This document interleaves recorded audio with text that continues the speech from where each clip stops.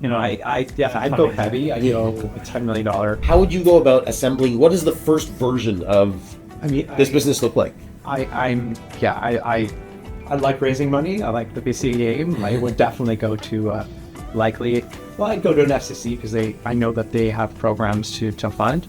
I would do like a pre-seed equity round, and I'd build an MVP right away. Welcome to the Millionaires Idea Vault Show, where we interview successful entrepreneurs for them to give away their best business idea. And together we workshop the idea live on the show. And we don't know what the idea is before they show up on the show. Yeah. Oh, and one more thing. If you want to get the most out of the show, make sure you download all the documents prepared with the links below so you get access to the business plan, pitch decks, worksheets. Sounds good? See you in the show. Peace. Mr. Rob, can you please give a really short summary of who you are, and then let's get into jamming out. Sure. I played basketball many years and pounds ago, so don't do that now as much. I'm a technologist, former software engineer, and tech founder. Most notably, 10 Count and Asset Compliance is the one locally. That unicorn in 2018. I exited that with the birth of my first daughter and just traveled the world to be a dad. They're in school now, so I have permission from my wife to be an angel and founded something new in the world of mushrooms. And then that's where I am now with Hearty Foods. Very cool. Thank you for sharing. Stuart, I know some people know who you are, but I always know this. We change on a constant basis. So what's the update on you today? Who you are and what's the update? Yeah, so local, work in consulting, work in all kinds of projects. I'm focused a lot on technology, but the people in technology. And so how do we bring the people along? How do we get the most of our people, keep them motivated? How do we figure out all of this AI stuff that's coming down the pipe? So that's really what my passion is. And so I've been nerding out in the last, year, learning everything and anything I can about AI. And just not nerding out though, but you're nerding out with some big shots like MIT, was it Stanford? MIT, Stanford, Cornell. Yeah. All of the small universities in the States that are online. So I've been having a lot of fun with that, and we'll be doing some speaking at Queen's here to kind of keep it Canadian a little bit too, and just really excited to have a good conversation today and to see where we can keep the people in mind as we talk about the tech. So we don't know what the idea is. It may be tech, it may not be tech. We're not sure.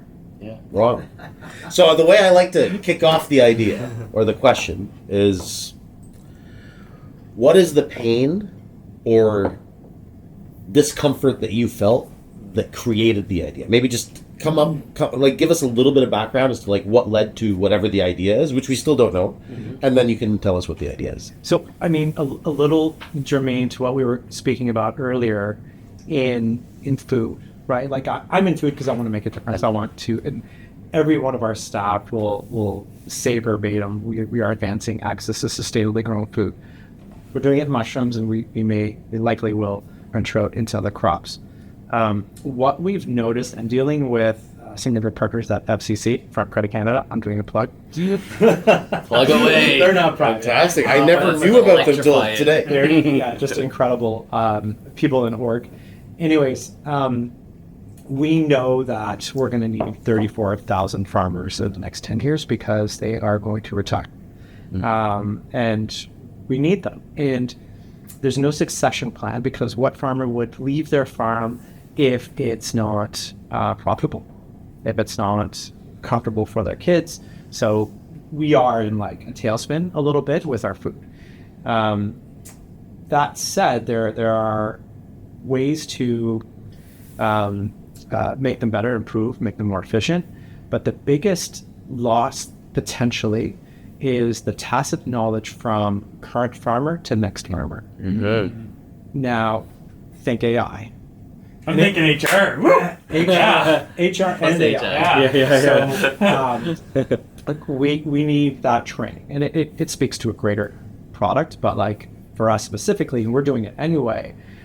With mushrooms, we harvest every single day with different strains, so we have a lot of data. Most farmers have 50 paychecks in their lifetime, right? 50 seasons in their career. Mm-hmm. And there are a lot of nuances. There's a lot of risk aversion because if to try something new, you may lose a crop. It just may become more costly. Anyways, the training, that knowledge, that little bit of information, all of those tiny little nuances that need to be communicated, that can be captured by Think AI. Think glasses that are recording it. You're like, okay, I'm in this John Deere X3 4100. Need to jiggle the cable. Okay, that's an issue, but that's how I turn it on. You need to whatever color. This field, the west field, behaves this way. Watch for this set of storms coming through, or different, barometric pressure, what have you. Let's record all of that, and let's analyze it. Let's create training. Right. So like now, I go in as the next farmer. I can put on whatever brand name vision. I'm like, hey, how do I operate this? Oh, okay. There's this. How do I do this? Okay, that should be searchable. Or just speak. How do I operate this? Oh, so you need to like jiggle this. You need to wire this, and that's how this works. I'm like, okay, well, having really weird behavior in the West Field, or maybe there's a propolis design that tells you there's an incoming storm. You need to do this, and you're there for it. Right? So like, AI can do a lot of that now. Like probably 60, 80%. It cannot analyze video, but that's where it's going. Exactly. Cool. You can't. Tesla's doing it. They've been doing it probably for a decade. But that will be a thing, right? Yeah. So like, commoditizing that is going to be a must. In particular, like I'm farming industry, so like that's where I recognize it. But that tacit knowledge in any vertical is going to be huge. Exactly, and it is the first step to just having robots do the work. But exactly right, so the observation that you shared around farmers needing to be replaced is absolutely a massive thing that's been on my mind too. When I see kids that are trying to think of like what they want to be when they grow up, or I've got 2 young kids, farming is never on the list. And so replacing farmers is not going to be easy. Right. And I would agree that AI may be good at capturing that knowledge, but only if farmers share it. Right? I mean, AI can only learn from what's like digital. Yeah. And a lot of the tacit knowledge that farmers have is not digital. It's in their heads. Yeah. And it's from like their grandfather taught them this, their neighbor taught them this, and whatever. So I absolutely see the challenge. Yeah, I see the challenge. The key is going to be in the capture. But imagine an insurance company saying, do this for a year. And you train someone to do it. You have one of your hands do it. Yeah. You talk about it and what you've learned from that person. It's really interesting. And I would agree with something that you said, which I don't think a lot of people understand, because it's not like that in other industries. But a farmer is very hesitant for change, because they could lose their entire annual income because of that change, right? Like, oh, try this fertilizer instead of that one, or try this technology instead of that one. It's like, well, I know what I do works. Yeah. And if I try that, I might lose everything, right? So that needs to be kept in mind, I guess, as we go through this. It's really about helping them to see how their life can be better, how their family life can be better, and showing it to them in bits and chunks so that they're not overwhelmed, that they can. I think there's enormous possibilities where you're talking about building farmer communities and getting them like repair people in the States, where they don't look at the manuals anymore. They talk to each other and hey, I have this problem, and they send each other pictures, and things happen quicker. So I have a question in terms of trend in society these days. In general, we've talked about several types of businesses that just can't be passed on to the next generation, right? Farming is one of them. Small businesses could be another one. Kids don't want to take over their parents' business, right? But in particular to farming and agriculture, do you find through your experience there is a little budding growth in interest of agricultural interest among the, or is it really a dying thing and we got to figure out to inspire a generation to... Are you guys familiar with Area X.0? No. Okay, we're going to meet when you're back. Yeah. Go for a tour. Area X.0 it's the experimental farm, one of the most innovative places in the country. It's not too far from here. Yes, 10,000 acres. We're on site with them, and like they have Canada's first autonomous tractor So like they could plow a field with their iPhone now. So like that's all there. Like, and they have these tiny little drones that suss out if they find a pest. They'll go and capture it, analyze it. Yeah, there's like one command center, and they're doing tests in like what the ground substrate is, how much nitrogen influences it, and how like they get better crops and stuff. That I think is interesting for the new generation. Speaking from Hardy, we are attracting the next generation farmer because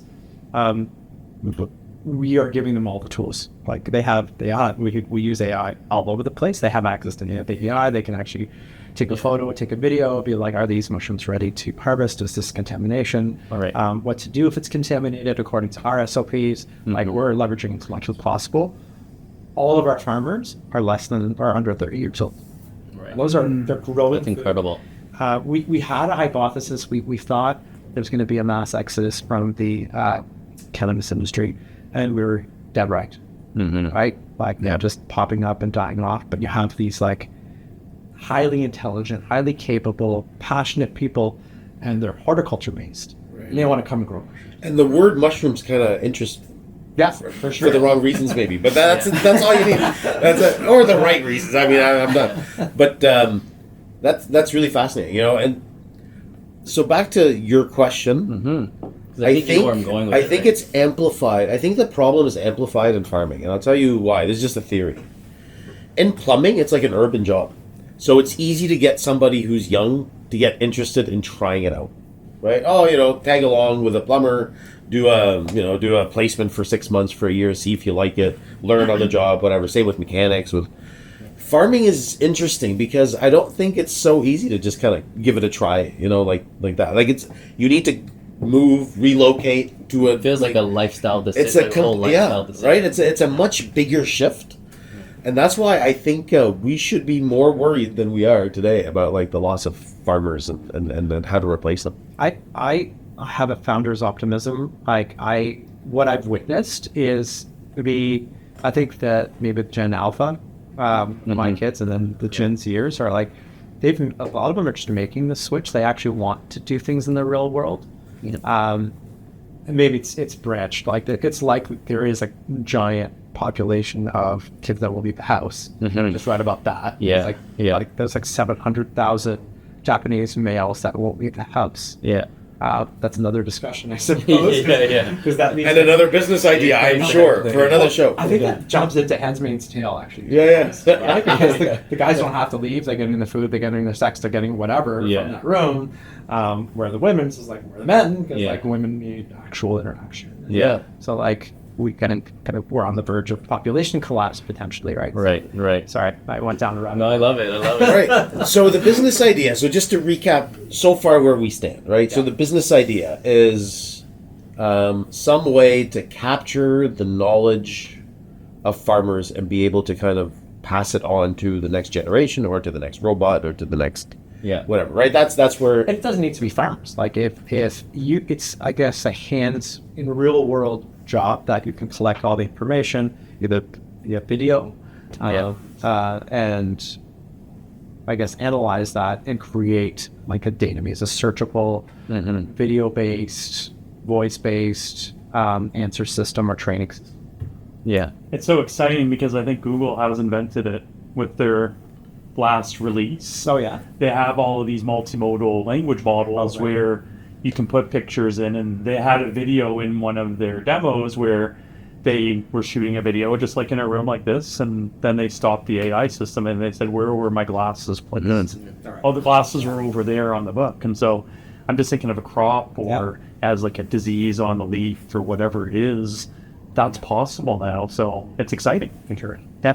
Yeah, I think just kind of like the big picture here, the problem, the idea is to create this technology that allows for transfer of information, shall we call it. I do agree with you that Gen Z and Gen Alpha are moving in, including like my 8-year-old and her closest friends. They want to move out of Ottawa and get into farming. Wow. Right? Yeah, they want to be like urban farmers kind of thing, right? Grow their own stuff. And this is really consistent, at least with our group of her friends and stuff. So it's really neat to see. I think there's an opportunity. That's why I asked you about trending. There is an opportunity also to educate and create that. I'll use the word cool factor for now, right? That there's a really cool and purposeful factor in considering farming. So that's one thing is that big picture of moving an entire population to consider this line of work. Yeah. And making it easy for them to transition. Well, this is the thing. I mean, if you think historically, I mean, I agree that it can apply to everything, not just farming. But if we started in farming, because that's where I think there really is a big need. If you think about it historically, like a farmer passed that knowledge on to their kids who would take over the farm. And that knowledge transfer would take decades. Yeah. Right? They'd work together, they'd experience stuff together. So it's like, how do you shrink that down now so that it can be easily transferred to someone who's never been on that farm? Right? And that's what makes this really interesting, right? So how would you start putting something like that together? It's really my question. But is there room for these 18-year-olds to start their farms, or will it be taken over by big companies and there'll be employees farming for those big companies? Like, where's the world going that way is in terms of how we would be able to spend that? Yeah, I would say both.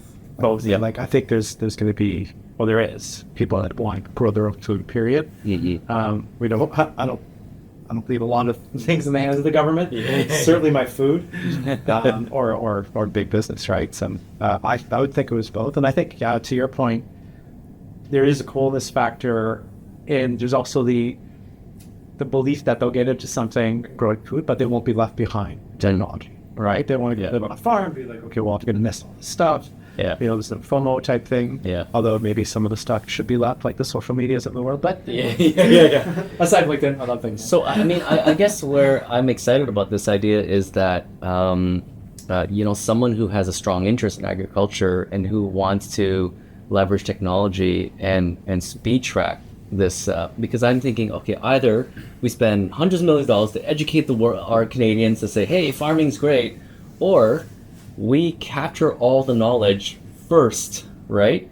And have this almost system ready to pass on. And then we start inspiring and being super niche in terms of inspiring individuals to consider it. Because now it's that much easier to try, to learn, see the possibilities even, right? So, I mean, that's kind of, so if... Yeah, I think capturing the information would be the first step for in my perspective. Like, when the gap grows and the need is there will be people who are going to fill it, right? Whether they're immigrants, whether they're Canadians, that there are people that will follow the money, right? And that makes sense, right? They want to have a good career, a good life for the family. But it's like when they get there, they need a way to kind of capture 10 years worth of knowledge, like immediately. Yeah. Right? Because they can't afford to waste 2 or 3 seasons figuring it out themselves, right? And I think that's at the heart of it all. So if you let's say this company becomes like the expert at, I wouldn't even say farming in general, I would even pick a niche if I was starting something like this up, right? So whoever's watching, I'd pick a niche and be like, okay, I'm going to focus on, I don't know, wheat or mustard seeds, or I mean, whatever it is, right? Yeah. And capturing as much knowledge as I can that is, I guess, intelligent enough to be like, hey, based on location, based on weather, based on experience of the farmer. I still don't know how you'd go about capturing all of that. But if you became the person who is like, your company is known to have that knowledge, there's value there. Yeah. Right? Whether you want to actually yourself to start a farm, or whether you want to, let people subscribe to your service, to become like the world's, I don't know if you guys know this, but like Canada is the largest producer of mustard seeds in the world. I just found that out. Okay. Of mustard. Did you know this? I did not know that, mustard seeds. I love mustard. Me too. Very happy And so I was really surprised. Like, Canada produces a lot of crops that we're not very well known for, right? Which is hilarious. But if you're like the place people go to for that specific niche knowledge, I think you're off to the right start. Yeah. Right? And you will be able to kind of figure out how to best capture that knowledge. So that's really the project, is how can you capture that information in a way that is easy to digest and disseminate on the other side? Yeah, technically, I think, video and voice, but I think the approach is, as you said something earlier, like just one season may not do. So you approach it with depth and breadth. If you go to depth, okay, we have this one season, next year we'll get second season. But let's get one season from these other 10. And now it's a platform. Right. That collectively, those 10 farms or whatever, they speak to each other. It's like, okay. And even down to that John Deere X500, I'm like, okay, that's sound, but three different farms have the same problem. Yeah. That's still that information, John Deere. Yeah. 100%. I was Like, thinking about that. Yeah. That's another thing. But like, yeah, I think that collectively makes it much more fulsome, much more like. So I don't know a lot of farmers. I'm curious if you do. Do they feel pretty comfortable sharing all of their knowledge, or do they feel like that's a competitive advantage that they have that they don't necessarily want to share? I know very few, and our farmers, Right, yeah. they're all dudes, so like, our girls, but like, they're all just like 20 somethings. I wouldn't imagine people that grow food are looking to get like any sort of advantage. I'm in the vertical farming space, and that's a whole different thing, because that is very tech based. Traditional farmers, I think that they just naturally want to teach these. Right, they have so much knowledge. I think if you position a way where you're meeting these 10 farmers and shall we say making a platform out of it, right? Just the idea of assisting them into adopting AI, but through that process, you're capturing this knowledge, right? It's sort of a byproduct of let's say AI adoption and automation, but a lot of people just go in and say, hey, let me put some farm tech in there for you. Boom, done. Right? But in this case, it's for the purpose of not only the adoption, but creating this platform where data is collected and managed in a way where A, we can transfer knowledge. B, we can sell it, a version of it to like a John Deere, right? Because just like our alcohol thing, remember that idea where we had this really cool idea in a previous show where if those things that to give 1 ounce, 2 ounce, and it could sense how much alcohol is left, and it tells you in a bar. We want to make it intelligent. Version 2 of that little. Yeah, in a bar. You'll have to watch the show. Yeah, you know how much is left, and then it can tell you what cocktails can be made. But then on a global scale, we have access to all the mixes that's being created in our community. So some of this data becomes valuable, and I think doing this, because we're all in a way where. Okay, so let me get like businessy here. Yeah. Right. So where does the money come from? Like, who's paying for this service? I mean, In your view, I'm just curious. I mean, yeah. It's like I have a hammer, so everything looks like a nail to me. FCC has a product called Ag Expert. This is not secret. This is out there. They have all the financials for the farms for the last 3 decades, and all the metadata around. So like that would be a good base. And like their mandate is to help Canadians grow food. Yeah. And they have a very large wallet. They're very successful Quanzat Bank. But I think, and they're now with this new leadership, I think that they're poised to do it amazing. I think the USDA, like I said, we're going into the US. Different system. The USDA is much bigger. It has are all things there. They're incredibly progressive. Mm-hmm. Yeah, incredibly deep ones. And if they're funding a potential profitable business, it's a different game as well. They're mostly debt and grants and stuff, but like that, I think those are 2 good places to start. I would Keep agree. it out of industry. Yeah. No, those are 2 awesome ideas actually, because if you have that kind of funding to get going, then you can figure out how to monetize it more sustainably to grow once you've got that, right? So once you've got what? Once you've got the data. Yeah. And a process by which the data can be disseminated, right? So that would, my first question is like, how do you get the funding to kind of kick something like that off? The next step for me anyway, if I was starting this business, would be like, okay, how am I going to capture all this information in a way that is as seamless as possible for a farmer, right? You don't want to create too much work for them. Yeah. Right? Is it just like a video on a helmet that like is now recording all the time, and you just kind of coach the farmers on like just talk out loud, right? And you just like capture a massive amount of data. Tell us what you're seeing. Yeah. Yeah, exactly. I would potentially hire someone to follow them around and those questions, and they'll be trained On the types of questions. Yeah, and just be an annoying assistant. Right. These farmers, right? Like it's I think they'll know what to tease out when. It's like, what are you doing there? Like, because they don't know. Right. Right? And you have the curse of knowledge with all of these farmers. So like, I just assume that they know how to operate. Right. As opposed to, you have someone. I think we could find plenty of people easily who would be interested in that. It's like, ever walk into a grocery store like to buy a watermelon? I do this all the time. Like people are like banging on it, and like I have no idea what they're doing, and I find myself banging on it too. And I'm like, my wife's like, "What are you listening? Like, how will you know?" I'm like, "I have no." But this is the sort of thing like a farmer would be like, they'll like pick something up and like rub it, and someone needs to ask them like, "What are you doing? Like, why are you doing that?" Right? Oh, I'm checking the moisture level, whatever it is that they're doing. Yeah. But you know, like, so. The only challenge I see with hiring people, which I agree, I think that is the right approach, is you need more capital to get it going, right? Like you need more capital to kind of get enough volume of data. Like AI learns from large volumes of data. So how would you go about if you had nothing else to do and you were going to start this today? How would you go about assembling? What does the first version of this business look like? I like raising money. I like the VC game. I would definitely go to I'd go to an FCC because I know that they have programs to fund. I would do like a pre-seed equity round, and I'd build an MVP right away. And knowing that the next release of Bard or ChatGPT might wipe it out. Yeah. But I think like to be very, just to take the ball where it's going, because I don't think it's there yet. But let's unpack that. Let's unpack that. The case for How much change. money would you think you need to kind of get an MVP and this thing rolling? Like well, there's no revenue and it's just an idea, so the valuation could be anything you want. And it has like the buzzword of AI and farming. I'm hearing the role of government.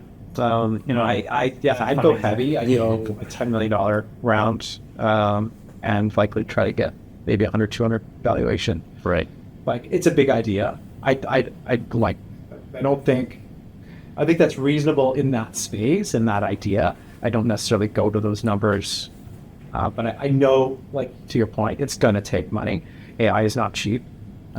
People aren't cheap. I like paying people well. I pay peanuts to get monkeys, that sort of thing. So, like, that's what I would do. I'd either go to this particular is food, so USDA and FCC come to mind. There are a lot of offshoots on USDA, and there's a lot of allocation for AI, obviously, but I think there's even more allocation for sustainable food. So there's a lot of dry powder out there, especially in the US. I think that what did we pay for a head of lettuce last winter? Like $2.99. Went up quite a bit. Oh my god! I think the whole trend in society of people being fed up with what they're paying at the grocery store would also be like a really big lever for government. So you're kind of seeing the perfect storm: the cost of food, the sustainability of food, the plight of the Canadian family and the farmer. It's an exciting time where it can all come together. So what's the starting point? The target would be like 20 farms the first season, 50 farms the first season. I mean, depends how much money you raise. Yeah, sure. I'd do one, possibly two. There's going to be so much nuance per crop. So I'd look at mushrooms again, Cameron, because there's so much data to be gathered on a daily basis, and then maybe look at if there's like 2 or 3 harvests per season crops. Great idea. Right, like that. Yeah, great idea. Tomatoes, stuff that like you, tomatoes. How many big this is? Like, it must be thousands of different crops you grow in Canada. Like, if you start counting mustard seeds and strawberry. Yeah, in tens of thousands. But that's a really good point. I just want to touch on that for a second, okay? So that's a really good strategy. Is you can get a lot more iterations done if you find a crop that grows multiple times during a season, right? Instead of I'm going to go to corn, which is like a 1 year full cycle, where you're like, right? So you want something where you can learn quickly, because then the second year you can expand it more, the third year you can expand it more. And in the early years, you learn how to learn. Exactly. So That's the key. Waste these people's time, and you don't want to waste like a whole crop season, right? So, That's a great strategy. And how do you see the business model working in terms of So, we're collecting this data. What's the revenue model? You're like, we'll figure that out later. I think there's subscription. I think it's growing food, so we try to make as much free as possible. Again, I don't know, harping on John Deere, but there's potential for tech companies to improve their product, market it to the users. Yeah. I think there's definitely, not to rely on governments, but there's definitely funding there. Yeah. Right. So the strategy is get funding or grants to help you kick off version 1. Yep. Once you've figured out how to learn and how to capture that data and how to disseminate it, the business model may kind of present itself. Yeah. And you've got data that's of high value. That was Right. Exactly. especially with the model. Exactly. Because imagine your use case to a farmer is like, hey, people who subscribe to our service, they pay $2,000 a month, but they generate, $7 million more from the same plot of land than they did without us, right? Once you've got that kind of information, I think you can, it's a lot easier to monetize or figure out how to monetize it. That's a good point, right? After that first round, and maybe the first round, you pay the farmers for that information. Right. And then the next round, you're recording and you have those questions. It was well, actually, do you know this can help you? Right. Right. So it actually becomes right. And that's what I'm thinking, right? You're gathering data from a lot of farms. There must be things that AI will observe or capture that just a human can't disseminate. You can't gather that much information and make sense of it. So that would be super cool. There's many ways to pay someone without actually paying someone. It could be different things, anywhere from tax credits to implementations of things that they really want for free. Just a lot of partnerships and yeah. Well, early adopters get access to the data first. That I think that could be incentive. I'm not trying to pay anyone, by the way, but I'm just trying to create this win-win where we could scale. Well, partnerships, maybe the sponsorship opportunities, maybe the John Deere's or whatever. Right. That the suppliers will help sponsor. Right. Yeah. The video camera we're carrying is a John Deere sponsored camera. I mean, I don't know, but there are opportunities to do that. Yeah. Very interesting. And so the ideal person is sort of the question they usually ask is, who do you think the ideal person is that would start this kind of business? People who are listening to this idea are like, is that for me or not? And then I'm just curious. I think it may be a grouping of people, right? It doesn't necessarily have to be one person, but what is the kind of type of person? Well, I would say, what's the founding team look like if you were to say this is the ideal founding team? Yeah, well, I mean, AI is number one, right? Yeah. Early adopter. Someone who really understands where it's going so it doesn't get just destroyed by a release. Yeah. I think, I would get someone in farming. Yeah. Totally. Maybe a retired farmer. Yeah. Right? That really Agree. That's tech savvy. Someone who knows how to raise money. Yeah. Because there is a capital raise associated with this. Yeah. And that matters, experience and that matters. Yeah. I mean, I'm thinking and I find we're solving the output of agriculture and quality food, shall we say, too, right? And I'm still going back to the original problem. It's farmers passing on the business to someone else, right? Yeah, it's a huge. I mean, this is your time to shine. There's a human component here, right? That you're gonna have to be dealing with. Farmers could be all over the spectrum. They could be ordering, no, I don't want to be a part of this shit. exactly. And so there's going to be handling different archetypes. It's really modernizing an apprenticeship model. Right. We often think of retirement, but in the farming world, retirement, you kept working and you just kept doing what you were capable of doing because your kids just kept assuming more and more to work. Right. So it's really putting that apprenticeship model on steroids now with AI and having AI do the knowledge transfer in a speedier way and making farming sexy again, I guess, in a lot of ways. And Is that great again? no. Do not go there. So I mean, I think the containers that you do as well, all of the elements, and it can be quite enjoyable, I would imagine. Yeah, we think so. Yeah. I love the way you put that. Quality stuff here. I want to make sure we capture it. Modernizing the apprenticeship model. That's the company tagline right there. The farming Yeah. experience, Yeah. your new employment experience. Yes. Yeah. Because when you said that, that's why, I'm hearing all this, output or everything, but I'm trying to tie us back to the original problem here, right? Every show we identify multiple problems, and we have identified multiple businesses out of the very first conversation. But I think what you dropped just now is sort of where I'm trying to direct the conversation as well, is how do we take what we've just discussed and pass it on and prepare it so it can be passed on to the next generation. I think just mentioning apprenticeship model makes a whole lot of sense, because now you already see all the players that can be involved just by saying that. It could be education, could be online education, it doesn't have to be informal Employment education. Canada. I mean, there's a lot of different. As soon as, when you said that too, I started thinking hey, there's more than just farming funding now. Now there's suddenly employment funding and all kinds of things that you can take advantage of to get this going. Yeah. And I really love the idea of starting niche and kind of scaling out from there.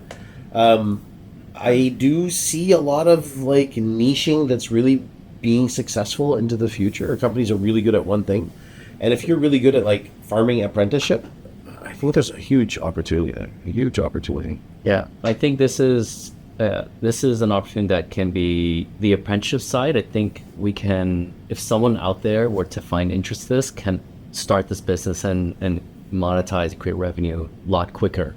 Right? That's what we always say every problem we somehow create the $1 billion version of it, and then we have this accessible version of it, right? A subversion of it. I think the apprenticeship education side can be done relatively quickly, and just starting with one farm, even just as a sample, and something like strawberries. I didn't think about that, but yes, something where it's multiply harvested, and Right, because then you can learn and test and faster. And then you could just focus on that one industry and expand from, in terms of passing on the knowledge, creating apprenticeship, things like that, right? Even helping within the family themselves. It could be really small, local, but it's a start for anyone there who says, I want to start something in this space and I care about it.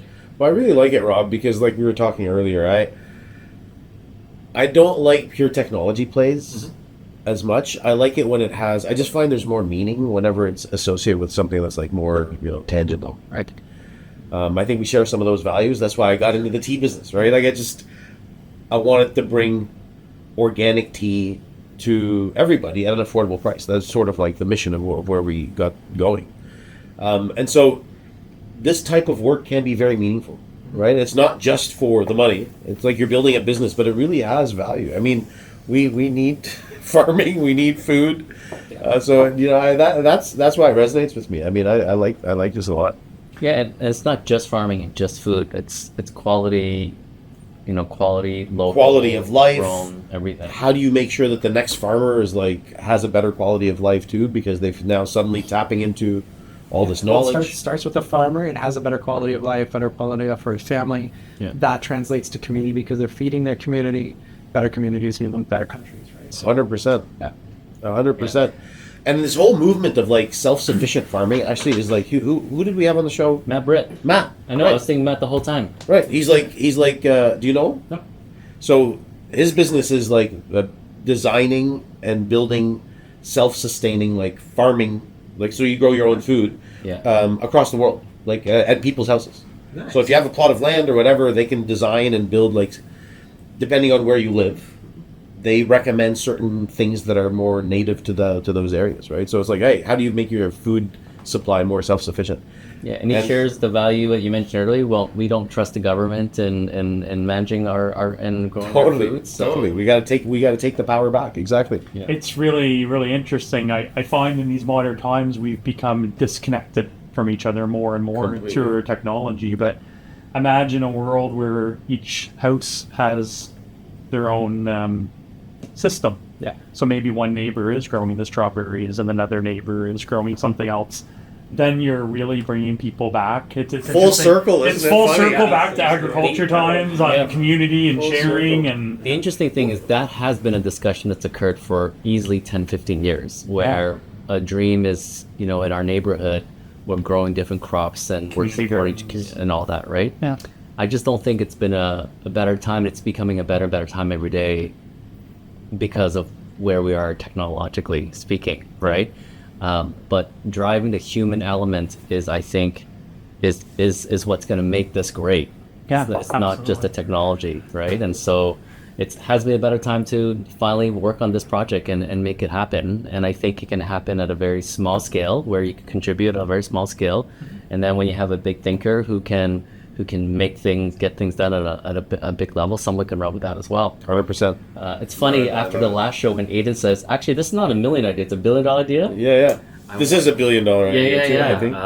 For the next show, we're gonna have like this, when people wear the hair, thing, you know, it's gonna have a unicorn. It's gonna be and if Totally. and if it's a unicorn idea, we have to wear it for the show. Totally. Yeah, because it's pretty cool. I love it. This, I totally think it's $1 billion idea. I really do. Yeah. And it has meaning. Like it checks off all the boxes that I think I look for anyway when I'm looking for getting into and also not just as something you mentioned earlier, is I do feel the generations that are coming into this world, it's mattering to them as well. Even though there are some nuances in hiring individuals of Gen Z, and I'm not sure how Gen Alpha is going to be, right? But it's because they have a certain way of thinking, right? And I think this is a great way to bring something that's super important for the world. And empower them to make the change. I mean, I'm not going to get too philosophical. I just find like that's the next show. That's the next. But I find like we find equilibrium eventually. Like humans tend to swing from one end of the spectrum to the other, but like our kids are always. I think we're always driving towards like balance, and so I know a lot of old people, including myself, sometimes feeling old, like, my generation, we used to walk uphill both ways to school, Yeah. But like every generation feels that, I think they all have the right mindset and they want to find meaning. So yeah, man, I'm so happy you shared this idea. This is a great idea. Yeah, so you want to I dig it. So we have the problem, which is, The problem is clear. Right? How do you do knowledge transfer and apprenticeship in the next generation? I think the way that we would go to market, I love your idea about like this really isn't it would be a very difficult business to organically grow. Right. I think. No pun intended. Needs some structure. But it needs some funding, some financing, and Rob's ideas around how you'd go about doing that, I think, are great. Finding the first few seasons around crops that have multiple growing within the same season, I think, is a great idea too. And then you can monitor. Yeah, and then the founding members. Just to summarize, we talked about someone who really understands and is passionate about AI, understands the roadmap of AI. Someone in the farming world who's passionate about how do we apprentice and understands the farming side. And I think you need someone who understands and has experience raising capital. Yeah. Right. And then from there, you can figure out the financial model of how this thing grows and makes money down the road. Yeah. How about this? Yeah. Just for the audience, if you were to picture the different phases, so phase one is this MVP, right? And this is in general, almost like sort of business education 101. How do you describe? How would you see the phases as this company goes from startup to scale up? Global impact even. I mean, I know I jumped to raising, and that's generally what I like. I bootstrapped tech out for like 12 years, so I'm familiar with that. I think the first phase is going to be leveraging, just really I keep harping on it, understanding where the AIs are going, and like I had a big aha moment. Like, do we even need to develop software? Period. Especially with ChatGPT for me, like it's blown my mind, and I did some tests this weekend, and like my whole life is like software's dead. Is dead. Like we don't need a CRM. We have a ChatGPT team now, and we just upload a CSV and tell us to like what to do with it, and like we've been spending this past year and a half making our own custom software, and we have to because the crop intricacies. We don't need to do that. We actually don't need to do any of it. So with this, we start recording. I think it's recording and playing with whatever tools are out there now to see what it can recognize. right? Like you mentioned the Bard one or Gemini one, where it recognizes stuff. And it's like, how much can it recognize? How much nuance can it recognize? And you start recording, knowing that that's going to get better. Mm-hmm. So I love that idea. So you're at the forefront. Yeah. And the challenge of that is it might just keep up and eat you. So I'd bootstrap that first. And I think that MVP would be that first iteration that works. Mm-hmm. That really works. Yeah. Whatever LLM or modality that we need to work for video. And try it. Like in real life. Like you're gonna learn so much, right? Yeah. Like the farmers are gonna be like, hell no, I'm not gonna swear at this. Yeah. Screw this. Like I'm not gonna participate in that. I'm like, okay, there's gonna be an adoption issue. We probably all know that. Yeah. And what can you learn? Mm-hmm. And that's a big question. Like what can Agreed. Yeah. No, I fucking love this idea. all right, let's do it. Yeah. So thank you so much. Term sheets. Yeah. Exactly. Awesome.